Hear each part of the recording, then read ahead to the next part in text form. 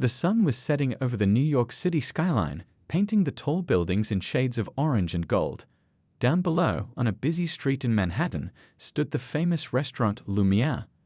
With its elegant glass doors and fancy gold lettering, it stood out among the other buildings. People walking by would often stop to peek through the windows, hoping to spot someone famous inside. Inside Lumiere, Chef Greg Parker walked through his kitchen with quick, careful steps. His eyes missed nothing. A sauce that wasn't smooth enough, a plate with a tiny smudge on the edge. He caught everything. Greg had spent 15 years building Lumiere into one of the best restaurants in the city. Food critics loved it. Rich people and movie stars waited months to eat there.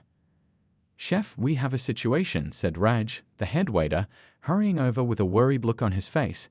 He was holding the reservation book close to his chest, like it contained some kind of secret. Greg wiped his hands on his spotless white apron. "What is it now? Please don't tell me the wine shipment is late again." Raj shook his head. "No, it's about tomorrow night's reservations. Vin Diesel just booked table 7. The corner table by the window." The kitchen suddenly got quieter. A young cook nearly dropped the pan she was holding. Greg's face changed.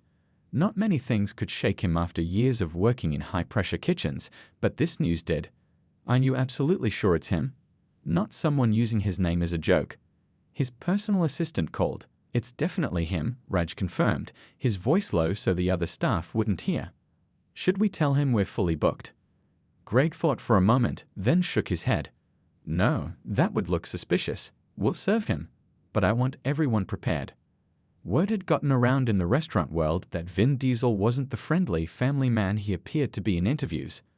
Kitchen staff and waiters from other top restaurants had stories about him being impossible to please. They said he spoke rudely to servers, complained about perfectly good food, and never left tips no matter how good the service was. "Why does he even come to nice restaurants if he hates everything?" asked Lally, a waitress who had been working at Lumiere for 5 years. She was arranging silverware at the serving station, her hands moving quickly and expertly. "Because he can," replied Raj with a small sigh. "When you're that famous, you can do whatever you want." Greg called everyone together before the dinner service started. The staff gathered around in a circle, their faces serious. The kitchen was Greg's kingdom, and when he spoke, everyone listened. "Listen up, everyone. Tomorrow night, we're going to have Vin Diesel dining with us," he announced. A few people groaned quietly.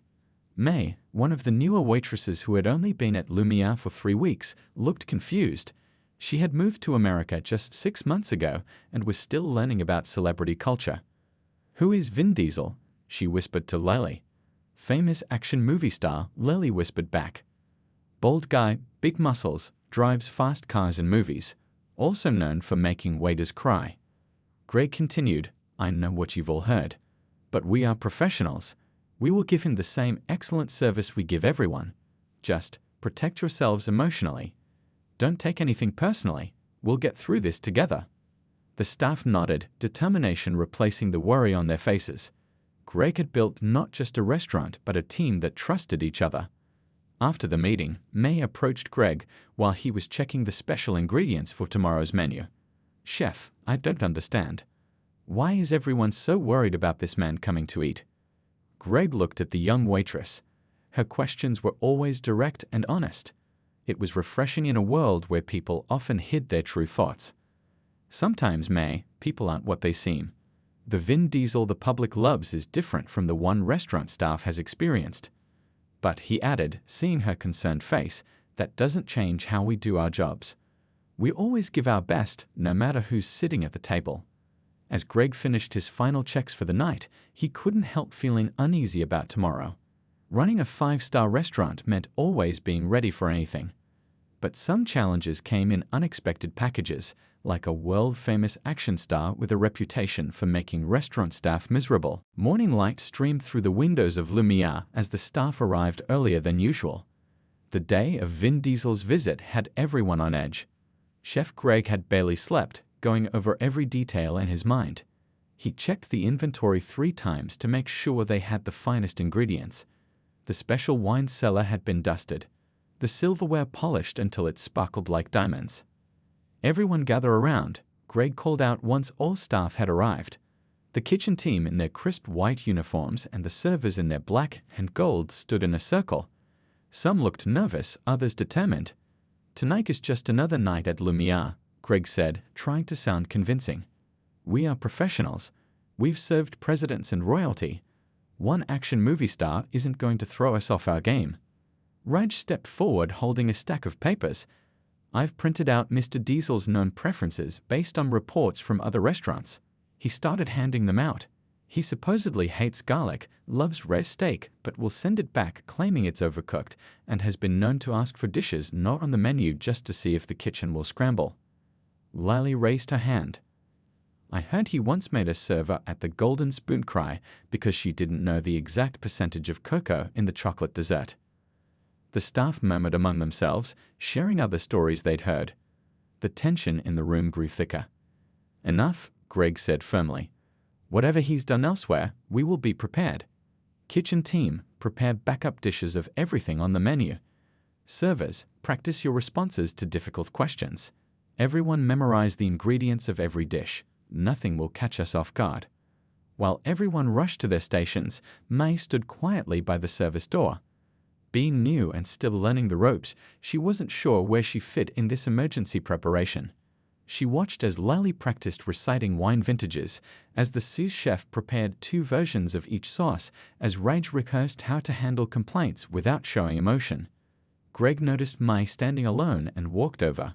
"You look lost," he said. May nodded. "Everyone is so worried. In my home country, we believe in treating each guest the same way we would treat family coming to our home." Greg smiled sadly. "That's a beautiful way to look at it, May. But in this business, sometimes you have to protect yourself. Some people will never be happy no matter what you do." "But if we expect him to be difficult, won't that change how we treat him?" May asked. "My grandmother always said that people live up or down to our expectations of them." Greg patted her shoulder. "Your grandmother sounds wise, but she never served Vin Diesel." He walked away to check on the dessert preparations. Throughout the day, the preparation continued. The pastry chef made extra desserts.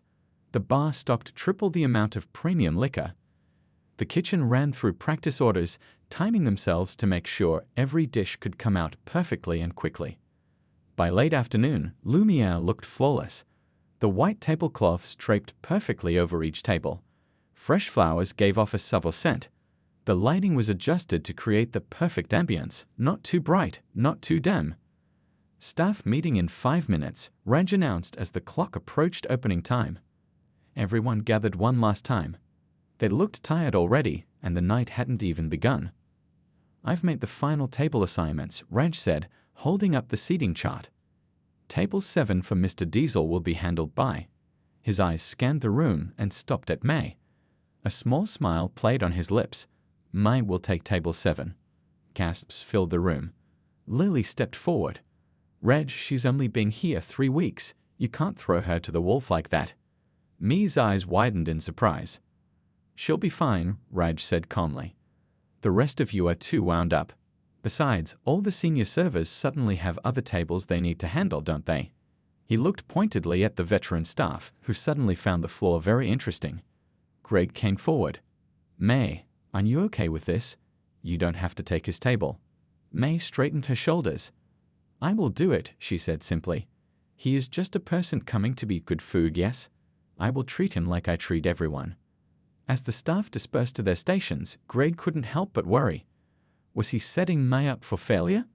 But watching her calmly arranging her serving tools, her face peaceful while everyone else looked like they were preparing for battle, he wondered if perhaps her fresh perspective might be exactly what was needed tonight. The front doors opened. The first guests of the evening began to arrive. And somewhere in the city, Vin Diesel was getting ready to come to Lumiere. The evening at Lumiere was in full swing. Soft music played in the background as waiters moved gracefully between tables.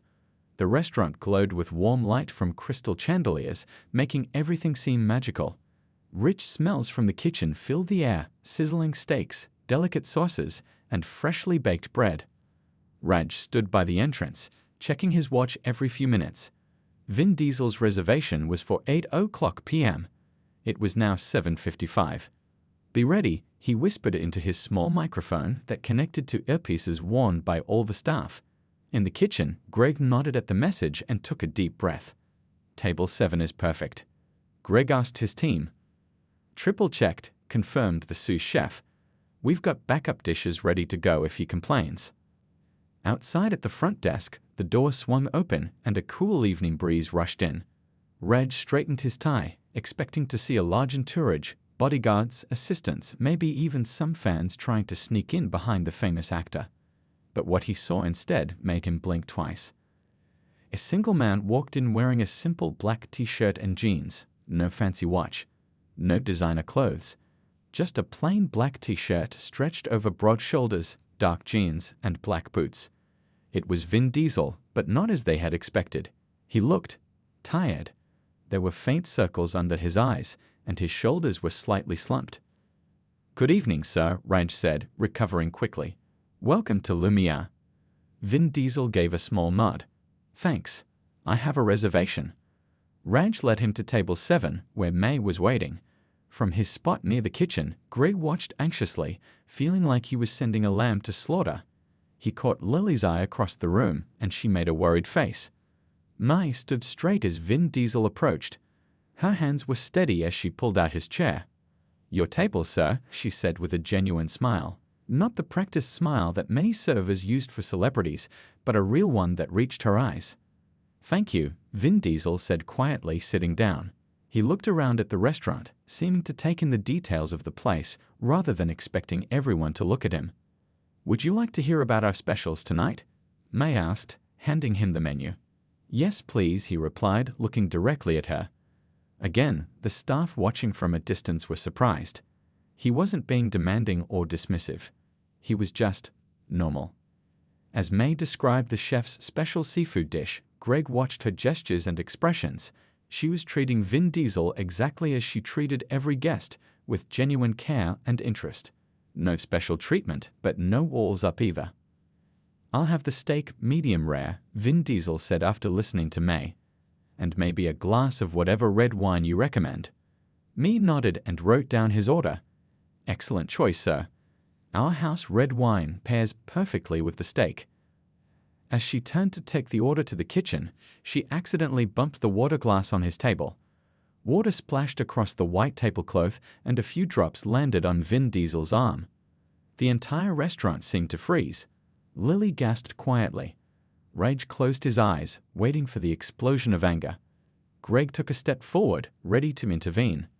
"I'm so sorry," May exclaimed, grabbing a napkin.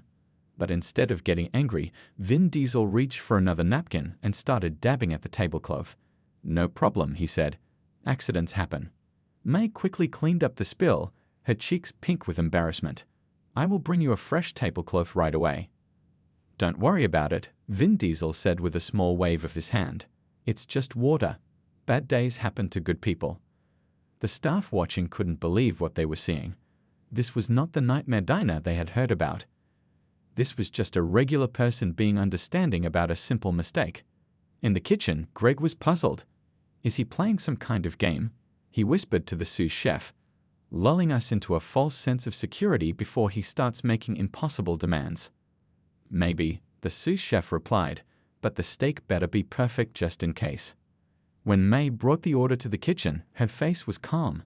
One steak, medium rare, with the house red wine. "Did he say anything about the water spill?" Greg asked, concerned. May shook her head. "He helped me clean it up. He was very kind about it." Greg frowned. This didn't match the stories they'd heard. But maybe the storm was still coming. Maybe when the food arrived, that's when the real Vin Diesel would show himself. "Make this steak the best you've ever made," Greg told his grill chef. No mistakes. The kitchen of Lumiere buzzed with unusual tension. Greg hovered over the grill chef as he prepared Vin Diesel's steak. "Not yet," Greg said, checking the meat with a thermometer. Another 30 seconds. The steak sizzled on the grill, releasing a mouth-watering smell of perfectly seasoned beef. "Chef, it's medium rare now," the grill chef argued. "Any longer, and it will be medium."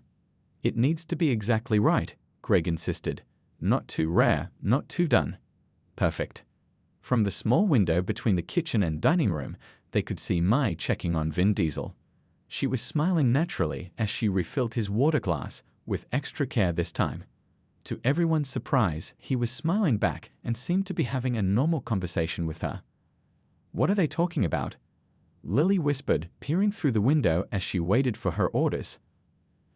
"I have no idea," Reg replied, also watching carefully. But he doesn't look angry. Finally, the steak was ready. Greg inspected it from every angle, sliced it to check the center, and nodded. "It's ready. Remember, May, if he has any complaints at all, tell him we'll make another one immediately." Mee took the plate, the perfectly cooked steak sitting next to roasted potatoes and seasonal vegetables, all arranged beautifully. "It looks wonderful, chef," she said confidently, then carried it out to table 7. The entire staff watched discreetly as Mai placed the plate in front of Vin Diesel. "Your steak, medium rare, sir," she said. "Can I get you anything else?"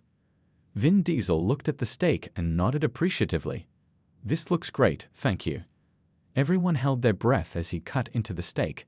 According to the rumors, this was usually when the complaints would start. Too rare, too done, not enough seasoning, too much seasoning. But instead, Vin Diesel took a bite and closed his eyes for a moment. "This is excellent," he said to Mai. "Please tell the chef it's perfectly cooked." In the kitchen, Greg let out a breath he hadn't realized he was holding.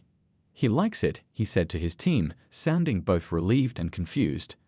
As the evening continued, the staff of Lumiere kept waiting for the other shoe to drop. Surely at some point, Vin Diesel would reveal his true colors, the demanding, impossible-to-please celebrity they had heard about. But it never happened. Instead, they saw something unexpected. When a young couple at a nearby table recognized him and nervously asked for a photo, he agreed with a smile. When he overheard a server mention it was her birthday, he asked May to make sure the server got a good tip added to his bill as a gift. "I don't understand," Raj said to Greg during a quiet moment. "Everything we heard about him."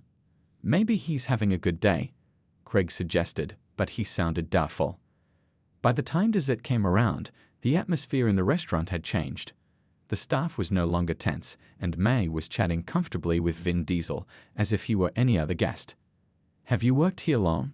they overheard him ask her. "Only 3 weeks," May replied honestly. "I moved here from my country 6 months ago." "That's brave," he said, "moving to a new country, starting fresh. I admire that." May smiled. "My grandmother always said that brave is just doing what scares you while your heart beats too fast." Vin Diesel laughed, a genuine warm laugh. "Your grandmother sounds wise. Mine used to say something similar."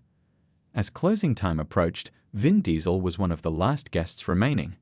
He didn't rush through his meal or demand special treatment to stay late. Instead, he seemed to notice the staff beginning their closing routines and asked for the check. May brought it to him with a small dessert box. "A little extra chocolate cake to take home," she explained. "Chef's compliments."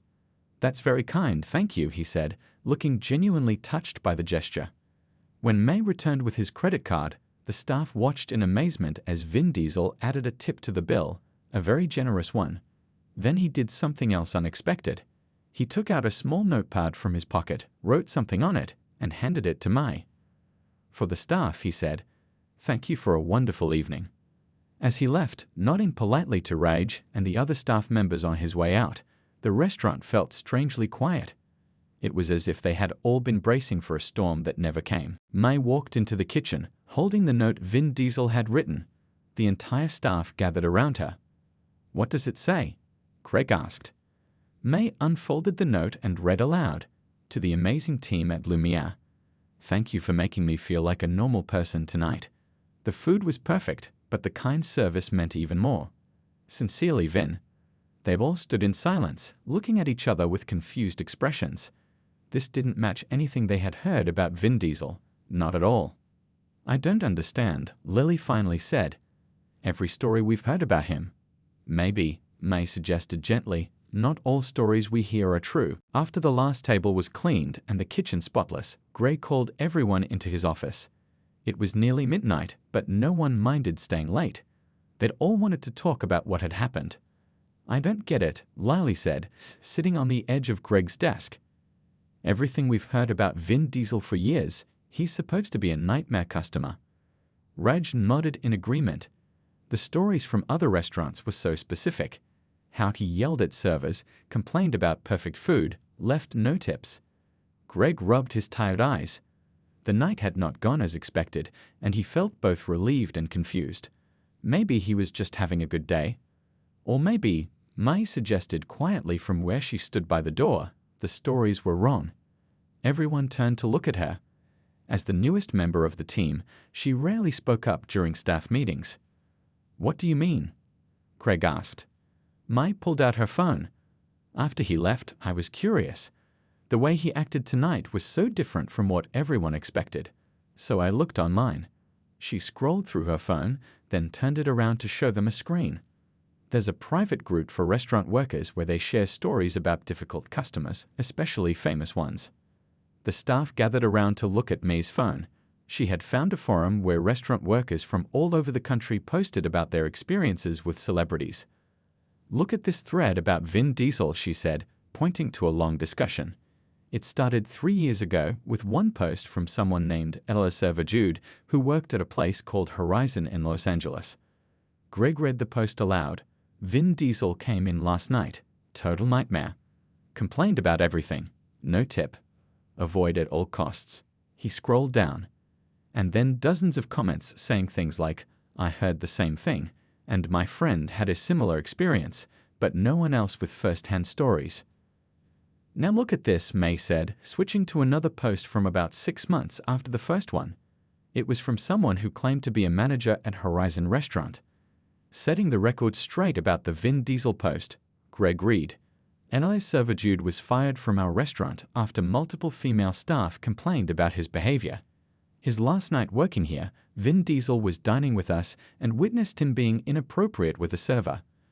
Mr. Diesel discreetly reported it to management. La Servajude was fired that night and posted the negative review as revenge." The office fell silent as everyone took in this information. "So one angry ex-employee made up a story," Lally said slowly, "and everyone just believed it and spread it around. And we all just accepted it without question," Raj added, looking embarrassed. Greg sat back in his chair, thinking about how quickly they had all judged someone based on rumors, how they had prepared for battle instead of just planning to give good service, how they had expected the worst from someone they'd never even met. "Check the comments on that manager's post," Greg said, pointing at Mai's phone. Mai scrolled down. Almost none. Just a couple people saying, "Is this true?" But the post got way fewer views than the original rumor. Of course, Greg sighed. People love to share dramatic stories about famous people behaving badly. Nobody cares about corrections or the truth. "But we should care," Mai said firmly. "We're in the business of treating people well, all people." Greg looked around at his staff. They were the best team he'd ever worked with, professionals who took pride in providing an excellent dining experience. Yet they had all been ready to prejudge a guest based on gossip. "Mai's right," he said finally. "We messed up.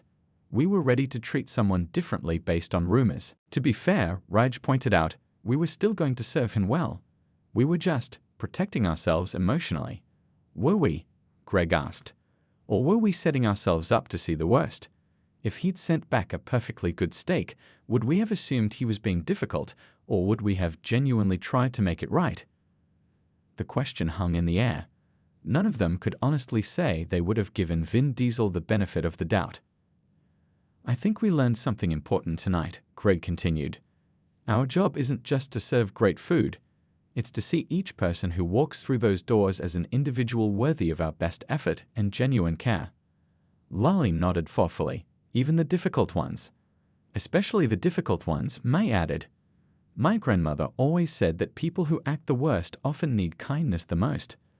Greg smiled at his team. "Tomorrow, I want to have a longer talk about this. About how we approach our guests, all of them. But for tonight, good work everyone. We survived the Vin Diesel experience." As they gathered their things to head home, Lily asked Mai, "Do you think he knew? About the rumors, I mean." Mai thought for a moment. "The way he thanked us for making him feel like a normal person, I think he knew exactly what we expected of him. And he chose to be kind anyway." Greg couldn't sleep that night. He tossed and turned in his bed, thinking about Vin Diesel and how differently the evening had gone from what they all expected. When his alarm clock showed 4:30 a.m., he finally gave up on sleep and made himself a strong cup of coffee. Sitting at his kitchen table, he pulled out a notebook and began writing down thoughts. In 15 years of running Lumiere, he had built it into one of the best restaurants in the city. The food was perfect. The service was smooth.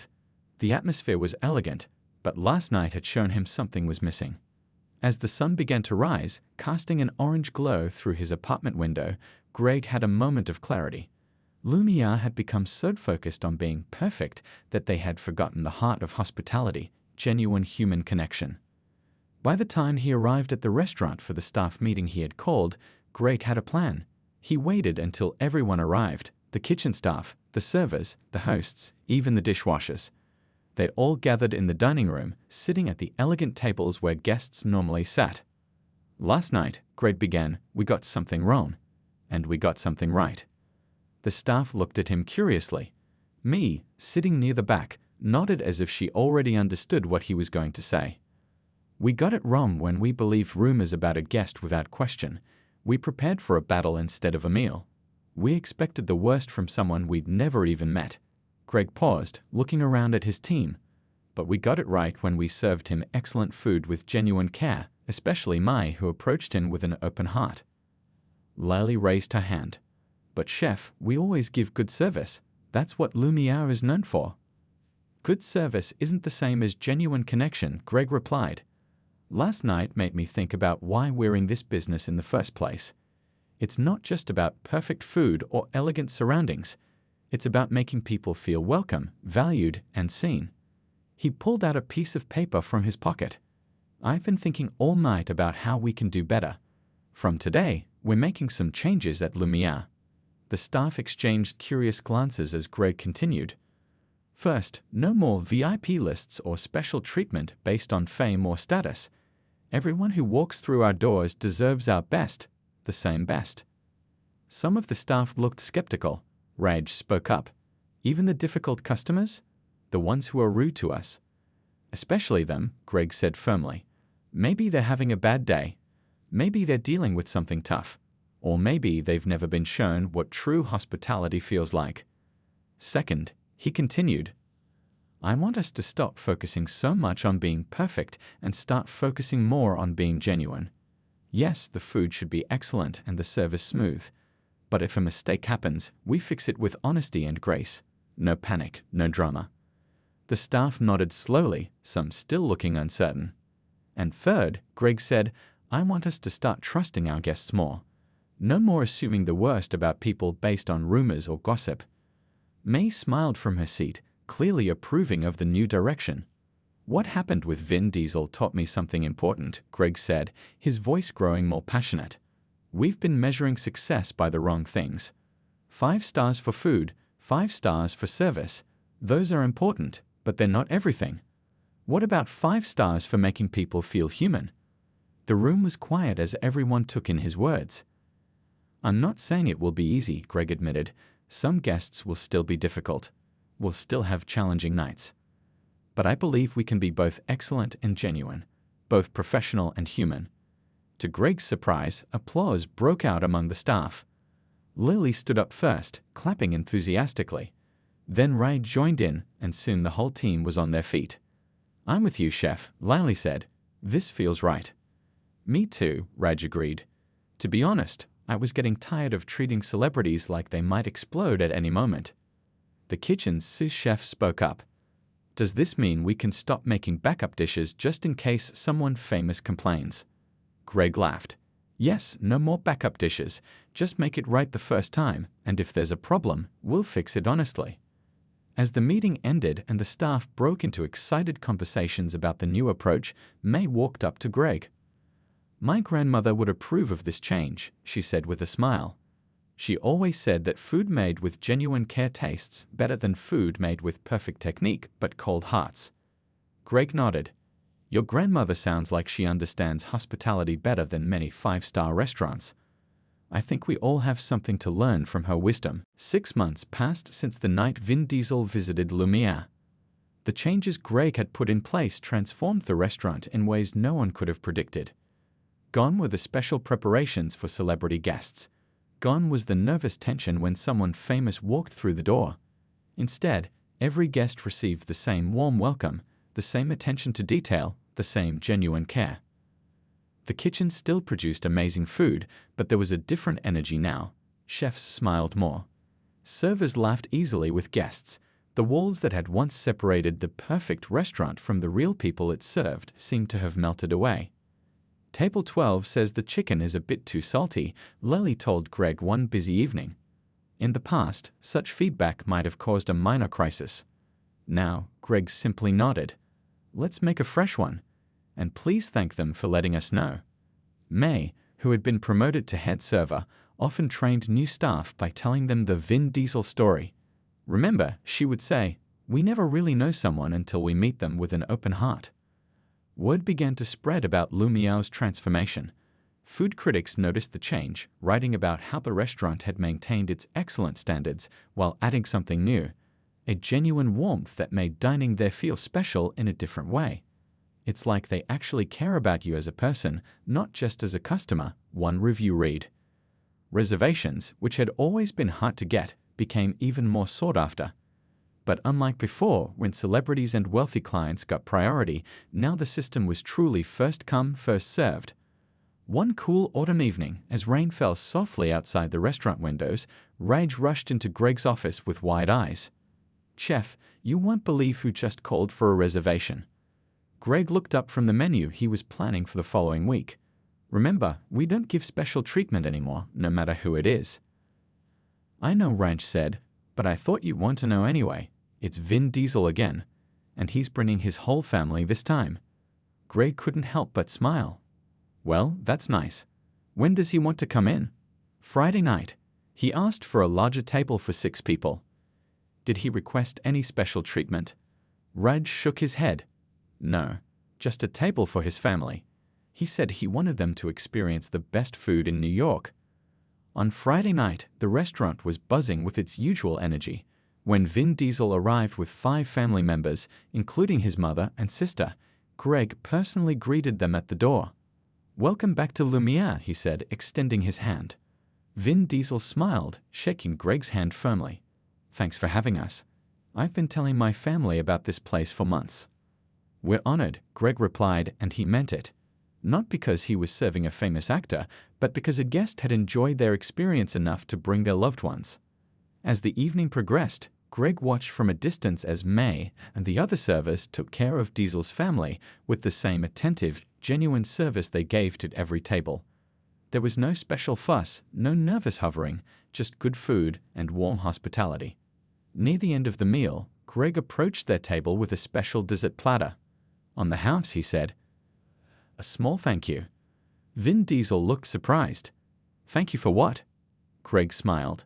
For teaching us something important. About not judging people based on rumors. Ah, Diesel nodded, understanding. The restaurant industry gossip, that old story follows me everywhere. Not anymore. At least not here, Greg assured him. As they were leaving, Diesel stopped at the door.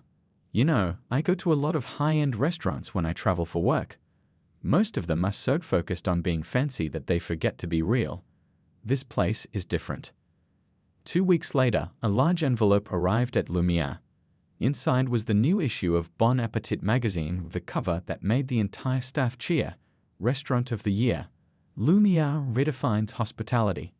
The article praised not only the exceptional food, but also what they called the refreshingly genuine experience that set Lumiere apart from other 5-star establishments. That evening, Greg gathered his team together before dinner service. Holding up the magazine, he smiled at them all, especially May.